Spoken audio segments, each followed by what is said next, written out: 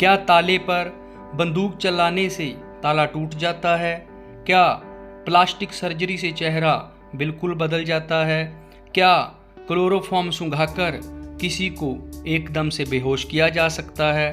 दोस्तों, हम हर एक छोटी से छोटी चीज़ पर बहुत जल्दी विश्वास कर लेते हैं। आज कुछ फिल्मों में दिखाए जाने वाले झूठ, जिन्हें हम हमेशा सच मानते हैं, उनके बारे में बात करते हैं। तो चलिए शुरू करते हैं।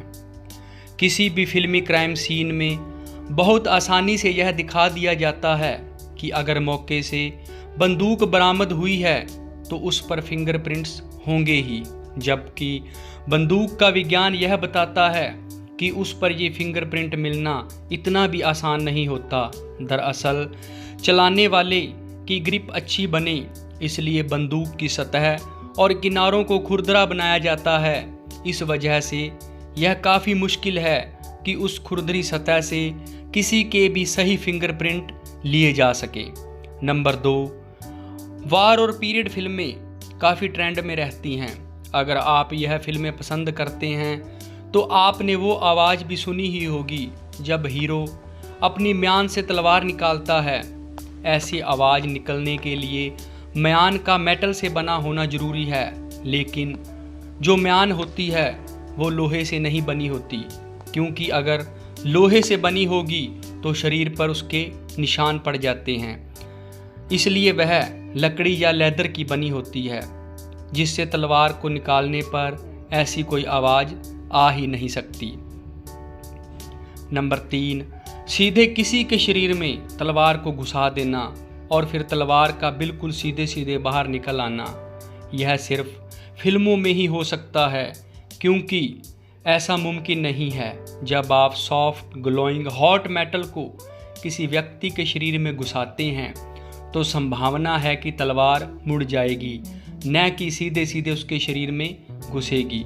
अगर वह मुड़ती नहीं है तो भी बाहर निकलने पर आपको सीधी चमकती हुई तलवार नहीं मिलेगी। नंबर 5, बंदूक की गोली में कोई जादुई शक्ति नहीं होती। बंदूक की गोली भी गुरुत्वाकर्षण बल से वैसे ही प्रभावित होती है जैसे कि बाकी सारी चीज़ें। जब आप बंदूक चलाते हैं तो गोली के सीधी रेखा में दूर तक जाने की संभावना ना के बराबर होती है। वो उतनी ही दूर जा सकती है जितना कि आप हाथ से एक गोली को दूसरी ओर फेंकें, और कुछ ही देर में वो आपको ज़मीन पर गिरी मिले। ऐसे में वो दृश्य असलियत से काफ़ी दूर है जब हीरो चलती कार या बाइक से विलन पर गोली बरसाता है और उसका निशाना भी सीधा लगता है।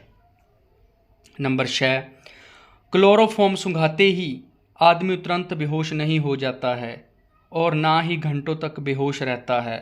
फिल्मों में अक्सर हीरोइन की किडनैपिंग या बैंक की लूट क्लोरोफॉर्म सुंघाकर दिखाई जाती है। यह सही है कि क्लोरोफॉर्म में किसी भी व्यक्ति को बेहोश करने की अक्षमता होती है, लेकिन इसकी साइंस जानना भी ज़रूरी है। क्लोरोफॉर्म का शरीर में असर होने में 3 से 4 मिनट का समय लगता है। क्लोरोफॉर्म सुंघाने से एक व्यक्ति को केवल कुछ मिनट के लिए बेहोश किया जा सकता है। उसको घंटों तक बेहोश रखने के लिए आपको लगभग 5 मिनट से ज़्यादा क्लोरोफॉर्म सुंघाना होगा। नंबर 7, आपने कई फिल्मों में देखा होगा कि प्लास्टिक सर्जरी के बाद इंसान का चेहरा बिल्कुल बदल गया है। ऐसा सच में नहीं होता है।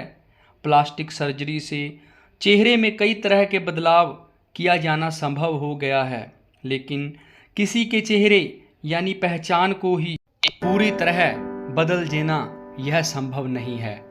नंबर 8, अक्सर जब भी किसी बच्चे की डिलीवरी का सीन होता है और कॉम्प्लिकेशन सामने आते हैं तो हमारी फिल्मों में अक्सर ही डॉक्टर या नर्स हीरो के सामने एक बड़ा सवाल लेकर खड़े होते हैं कि माँ को बचाएं या बच्चे को। लेकिन असलियत ये है कि कानून के हिसाब से ऐसी किसी स्थिति में डॉक्टर को माँ को ही बचाना होता है। नंबर 9, जैसा कि अक्सर फिल्मों में दिखाया जाता है कि कोई भी हैकर किसी भी सिस्टम को कुछ ही समय में हैक कर लेता है, जबकि सच में ऐसा नहीं होता। क्या आप जानते हैं कि किसी भी प्रोफेशनल हैकर को किसी भी सिस्टम को हैक करने में घंटों का समय लग जाता है। नंबर 10, साइलेंसर का मतलब यह नहीं होता कि बंदूक चली और जरा भी आवाज़ नहीं हुई। गन पाउडर में जब भी धमाका होता है तो वह बहुत आवाज़ करता है। साइलेंसर से वो तेज़ आवाज़ सिर्फ कम हो सकती है, लेकिन ऐसा नहीं होता कि बंदूक चली और बिल्कुल आवाज़ नहीं आई। इतनी आवाज़ ज़रूर आती है कि आसपास के लोगों को सुनाई दे जाए।